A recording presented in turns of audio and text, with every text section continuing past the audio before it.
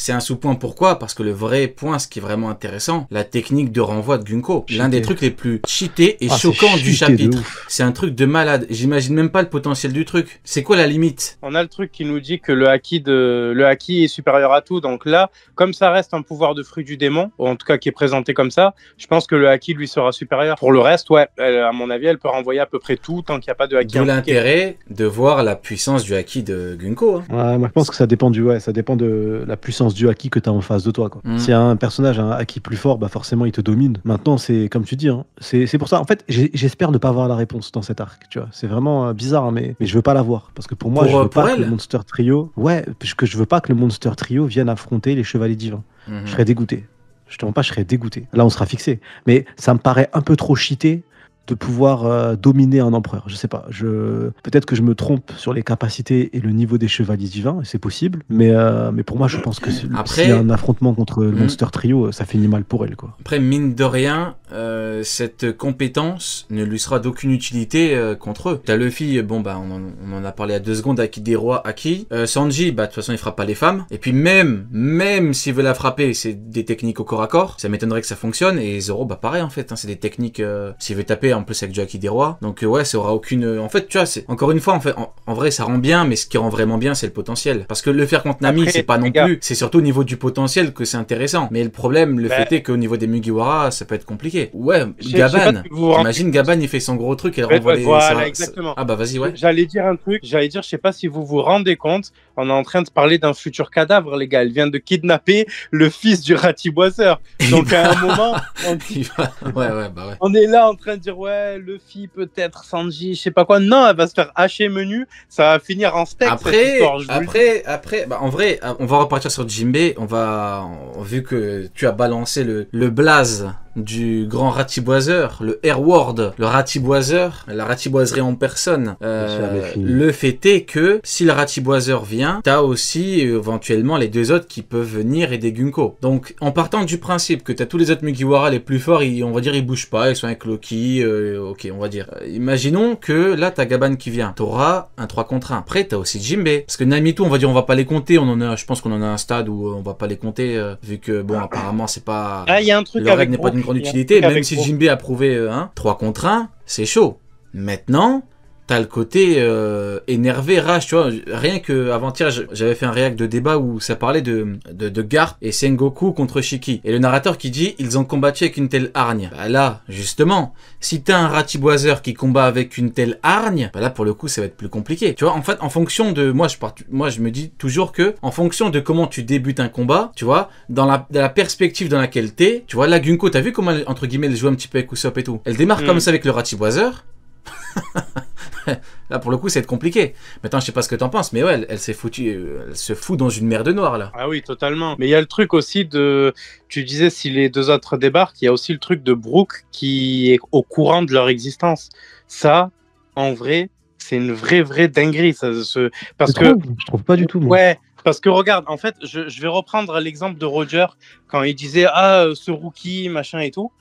Et on comprend que Brook était en place dans le monde de la piraterie bien avant cette époque-là. C'est-à-dire que s'il a connaissance des chevaliers divins, il a forcément connaissance d'un événement qui les a directement impliqués. S'il a connaissance de Roger en tant que rookie, ça veut dire qu'il a connu l'ère de Xebec. Tu vois ce que je veux dire? Donc ça veut dire que là, c'est une mine d'informations en fait. Ouais, moi, je l'ai tellement vu différemment. Moi, j'ai directement pensé au fait qu'à l'époque, il travaillait pour une nation. Et il avait un poste important au sein d'un royaume. Et pour moi, les chevaliers divins, je les vois tellement comme des proches de chaque royauté. Pour moi, les chevaliers divins, ils sont au courant de tous les rois connus. Et c'est pour ça que quand le move des révolutionnaires a fait en sorte qu'il y a eu du coup des révolutions dans certaines nations. Et c'est là qu'il s'est dit les chevaliers divins vont bouger. Parce que pour moi, la marine, c'est le bras armé connu. C'est le bras armé que tu envoies pour combattre les pirates, pour combattre des ennemis connus. Mais quand tu parles d'une nation directement, quand tu parles de ce qui fait la force du coup des chevaliers divins, enfin des dragons célestes, c'est le fait que tu payes un impôt, un tribut céleste, c'est super important pour eux, que tu dois rassembler le plus de nations possible et dans ton sillon. Les chevaliers divins, ils bougent si un royaume part en sucette. C'est là qu'ils s'agissent. Et pour moi, si Brook il est passé de bosser en tant que garde dans une royauté avec un poste important à pirate, c'est qu'il s'est passé un événement. Tu quittes pas pour la piraterie juste pour te dire le lendemain je me suis trompé de choix de carrière, finalement je veux être pirate. Je pense qu'il s'est passé un événement dans cette nation est peut-être partie en sucette, et il a peut-être soit rencontré des chevaliers divins, soit potentiellement son roi à qui il a pu être proche a parlé des chevaliers divins en le disant, là c'est pas juste des Tenryubito qui sont venus, là c'est des chevaliers divins. Donc moi je l'ai pensé comme ça, et je trouve ça intéressant ce point de vue-là.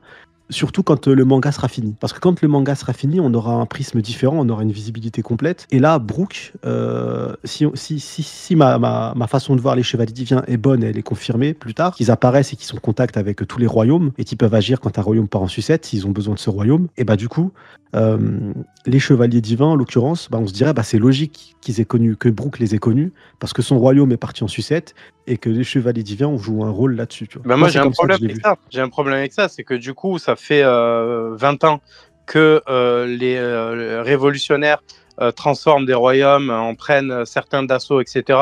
Ce qui nous est expliqué pendant la longue saga Paradise, et que Dragon nous dit qu'il a réussi à en faire bouger que maintenant. Pour moi, les chevaliers divins ne sont pas tant connus que ça des politiques. Alors, ils agissent.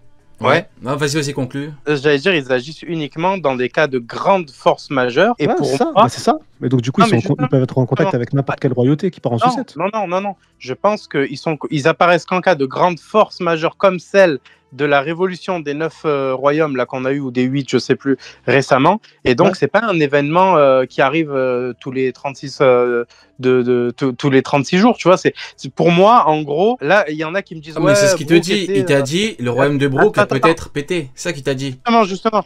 Il y en a qui disent Brook était dans le triangle Florian pendant God Valley, etc. Je parle même pas de God Valley, les gars. Parce que j'ai juste cité Xebec, j'ai pas cité God Valley. Pour moi, il y a un truc qui fait que comme Brook, à un moment de sa vie, a dû croiser Xebec. Oui, c'est pas con qu'ils connaissent Xebec.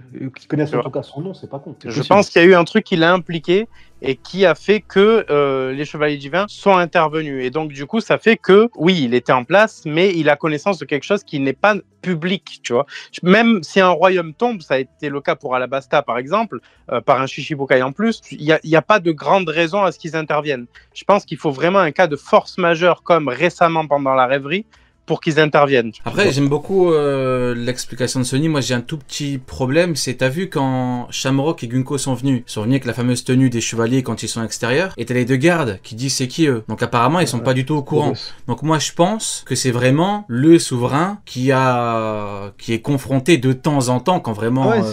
Voilà. C'est pour ça que je te dis potentiellement c'est soit ça, soit le roi qui a parlé avec Brook en lui disant cette fois-ci c'est plus sérieux. Cette fois-ci, ça. Il y aurait vraiment que ce cas-là au-dessus. Et c'est comme ça qu'il aurait appris le nom de chevalier divin. Parce qu'un peu comme Neil, je pense pas que tous les rois soient au courant de l'existence des chevaliers divins, mais je pense que par contre des royaumes où là, contrairement à Alabasta, le tribut céleste peut être remis en cause, parce que je pense que les dragons célestes, ils s'en foutent que dans un royaume, il y ait des gens qui meurent. Le principal, c'est qu'à la fin du mois, ou à la fin du trimestre, je sais pas comment ils font ça, mais tu payes ton impôt, quoi. C'est que tu payes ce que tu dois. Les connaissances à la fin de la semaine. À la fin du jour. À la fin du jour. Donc je sais pas, pour moi, c'est par ce prisme-là, bah du coup, ça m'a pas choqué.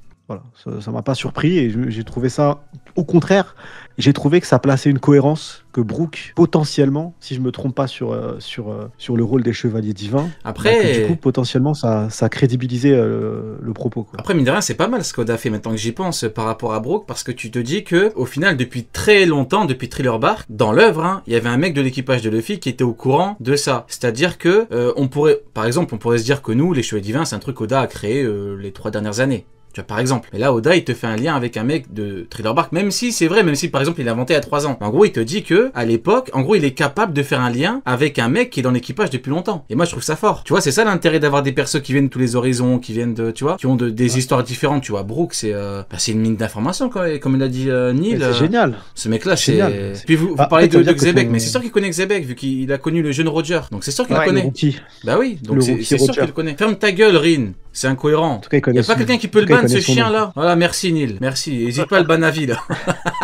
De toute façon, dès que je vois son nom, c'est un truc de fou. Non, mais... On est en train d'avoir une discussion très intéressante. Il dit quoi? C'est incohérent. Il vient à poil, il nous sort des trucs, il sait même pas ce que ça veut dire. Ah, écœurant ce mec. Ce que tu dis, c'est intéressant. Ce qui est cool, c'est que l'univers de One Piece est structuré de telle manière et tellement riche que même s'il l'a inventé dans ses chiottes il y a une semaine, le titre de Chevalier Divin, on s'en fout parce qu'il est capable de le placer dans son œuvre Voilà, et de le rendre organiquement viable, tu vois. Parce que du coup, Brook, si vraiment Brook, il a travaillé dans un royaume, il était proche du roi et c'est pour ça qu'il a quitté. Du coup, il est devenu pirate. Bah, que le roi lui ait parlé des Chevaliers Divins et que du coup, c'est là où il a fait comprendre que c'était la merde, et bah c'est cohérent en fait. Tu te dis pas, mais comment c'est possible? Mais le seul problème, et ça je peux le comprendre, c'est la complexité. Ça c'est le problème, c'est la plus grosse réussite d'Oda, mais qui est aussi un problème, c'est que nous, on y pense parce qu'on est des fans addicts, on est des psychopathes. Mais quelqu'un qui lit One Piece juste pour lire One Piece comme ça et qui n'a pas forcément cette analyse qu'on a nous de l'œuvre, et bah lui, à aucun moment, il va peut-être même pas se rappeler que Brook, il a bossé pour une nation avant et qu'il n'a pas toujours été pirate. Tu vas se dire, bah je comprends pas, c'était un pirate pas ouf à l'époque, Brook. Comment il connaît tout ça? Je peux comprendre que tu puisses le penser. Ça c'est le problème de la richesse de One Piece. Il y a une grande incohérence dans ce que tu viens de dire. Tu as dit, si Oda a inventé les Chevaliers Divins, il y a une semaine dans ses chiottes. Mais on connaît les Chevaliers Divins depuis plus longtemps qu'une semaine, Sony. Oh là là, oh mais quelle horreur. Oh mais quelle horreur. Ah c'est vraiment à l'instant. Oh là là, mais quelle dégueulasserie. Ah il en a foutu partout là, quelle horreur.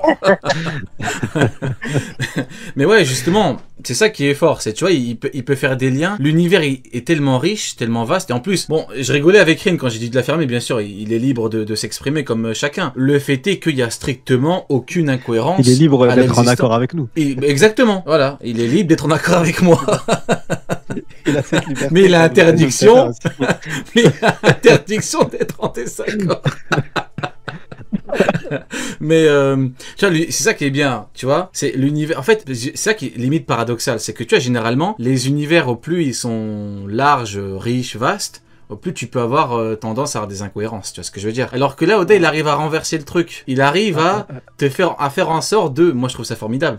Tu vois, c'est comme pour Im. Le fait que Im soit caché pour des raisons encore inconnues, bah, voilà. Xebec, on n'entend pas parler de lui. Pourquoi? Bah, parce qu'il a été caché. Il a été effacé de l'histoire. Formidable ou pas? Formidable. Formidable. Gaban, il est où le deuxième commandant de l'équipage du Roi des Pirates, l'un des mecs les plus connus de tous les temps? Et ben, il est Elbaf, le pays le plus fort du monde. Va le chercher là-bas. Incroyable. T'as vu comment ça se voit qu'il travaille? C'est pas des choix faits à la va-vite. Tu vois que c'est une question de cohérence. Tout est une question de cohérence avec Oda. C'est pour ça qu'il y a bien longtemps, il a dit qu'il mettait un point d'honneur à faire l'œuvre la plus cohérente possible. Voilà. Maintenant, on en vient à Usopp. Alors, pour le coup, on ne va pas faire de procès à Usopp. On en a déjà fait 8. Je crois, peut-être même 9. Le 9e. Après, comme on dit chez moi, jamais 8 sans 9. Ou jamais 9 sans 8, je sais pas. Jamais 8 sans 9. Non, blague à part. Pour le coup, franchement, j'ai envie de dire... Enfin. Mais le problème, c'est que le enfin... En fait, c'est comme si... Je donne un exemple. C'est comme si vous n'avez pas mangé depuis 2 jours. Vous mangez un steak haché. Le steak haché, il est dégueulasse. T'es content de le manger, mais il est dégueulasse. Et là, c'est un peu la sensation que j'ai avec Usopp. Pourquoi? Parce que je me dis enfin, mais je me dis, ça fait tellement... Enfin, t'aurais pu faire ça depuis tellement longtemps. C'est une technique qu'il a déjà utilisée à 45 ans. Tu vois ce que je veux dire ou pas? Je sais pas ce que t'en penses, Neil, mais moi, Ouais, enfin, mais bon... Quand tu vois des flèches, que tu vois que les attaques sont redirigées contre toi et tout, et que tu es censé être un utilisateur de dial, il y a un problème, je pense, que tu n'es pas utilisé de... Peut-être pas de reject. Toi, tu veux l'attaquer sur un point bien précis, en plus. Ouais, non, mais... Aucune chance, c'est ça, Usopp. Peut-être pas de reject, parce qu'on sait que le reject peut tuer, mais au moins un impact, tu vois. Donc, après, oui, je suis d'accord, il a lancé son attaque et tout, waouh, super, mais bon, pour ce que ça a donné, le moment d'Usopp, c'est censé être Elbaf, je m'attendais pas à ça, je suis désolé, je m'attendais à beaucoup plus. Ouais. Après, c'est pas fini, pour moi, c'est pas terminé. Ouais. Donc, il va jamais la vaincre, en tant que tel, en tout cas, mais je sais pas. En vrai, on n'est pas à l'abri, hein. La rédemption d'Usopp peut passer par un tel exploit, attention, n'oublions pas Red que... Dead Redemption, tu veux dire? C'est un jeu vidéo. Red Dead Redemption d'Usopp. Après, non, pour moi, c'est ce qui peut éventuellement se passer. Pourquoi? Il a toujours beaucoup de chance et il sauve beaucoup de gens, ou il fait une grande action en ayant beaucoup de chance ou en faisant le Golemon. Perona, Masterclass, méchance, Golemon, Sugar... Beaucoup de chance, mais Golemon... Enfin, quoique, Sugar, ça a été... Pour moi, il les a quand même pas vaincus en tant que tel. C'est ça. Donc, ça peut arriver maintenant, justement. Il est pas destiné, je pense, à avoir le même schéma, tu vois. Il peut casser un peu le truc à un moment donné. Alors, il y a un truc qui a été introduit, Et c'est que, bah, tu as parlé de Red Dead Redemption, mais on est censé avoir un peu un Arthur Morgan. Hein. Sanji lui dit, fais des trucs que nous, on n'est pas censé faire. Allez, là, on a Refman. Le truc qui a été très, très impressionnant après cette phrase de Sanji, c'est le coup des clés qui ont été livrées à Franky. C'est-à-dire qu'il a tiré de très, très loin un truc qu'aucun Mugiwara n'aurait pu faire.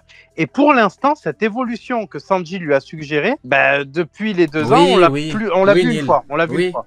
Oui, Neil, oui. Tu vois, oui. Donc, ce truc-là, en vrai de vrai, moi, c'est ce que je lui reproche. C'est ce côté, quand il s'est battu contre Luffy, il a utilisé plein de techniques bizarres, mais des techniques. Pourquoi tu refais plus ça, frère?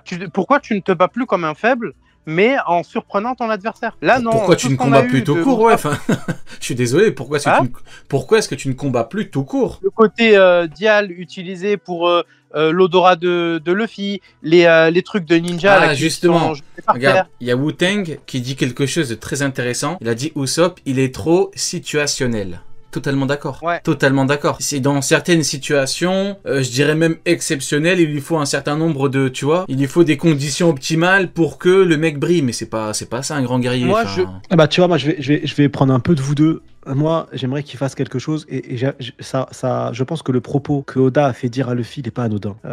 Et ça a chié, mais ça a chié littéralement. Mais ça a même pas chié. C'est même pas un caca. Je sais même pas si il y a un étron aussi balèze. Mais ça a chié sur tous ceux qui ont dit, mais vous avez pas compris Usopp en fait. Oda, il a dessiné Usopp comme ça pour qu'il soit tout le temps comme ça. Il faut que tout le temps il soit faible. Parce que non, là t'as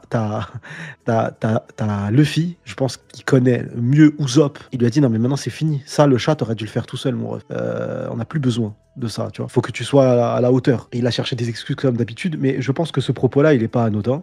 Donc j'espère que oui, il va faire un move qui le change, quelque chose, et même lui va faire une référence, je suis plus comme avant, et je sais pas si ça va tenir, mais en tout cas qu'il fera un move. Après, de là à vaincre un chevalier divin, ça me paraît beaucoup. Peut-être désorienter un chevalier divin ou faire en sorte qu'il se replie, pourquoi pas. Après, le mettre KO, genre en mode il fait dodo, ça me paraît beaucoup. Mais pourquoi Après, pas Et pourquoi pas, Sonny? On a le droit non, de rêver même ou pas? au-delà de ça, Attends. Est-ce un crime de vouloir rêver un tout petit peu dans ce monde de merde, Sonny? Rêve, frérot. Est-ce un crime? Au-delà de ça, moi je veux juste... La passion et les rêves sont comme le temps. Rien que Arrêtez, ça arrêtez. fume un chevalier divin. Les gars, je veux pas qu'il fume un chevalier divin, je veux qu'il gagne un combat. C'est pas trop demandé. Oui, je suis totalement d'accord. Mais regarde. Pour moi, c'est simple. Ça va. Pour moi, c'est très très simple. Et ceux qui disent qu'il va toujours être comme ça, non, c'est pas possible. Pour 3 points. Comme l'a dit Sonny par rapport à Luffy. Ensuite, parce qu'il a dit je veux être un grand guerrier. Et ensuite, parce que c'est dans l'évolution globale des Mugiwara.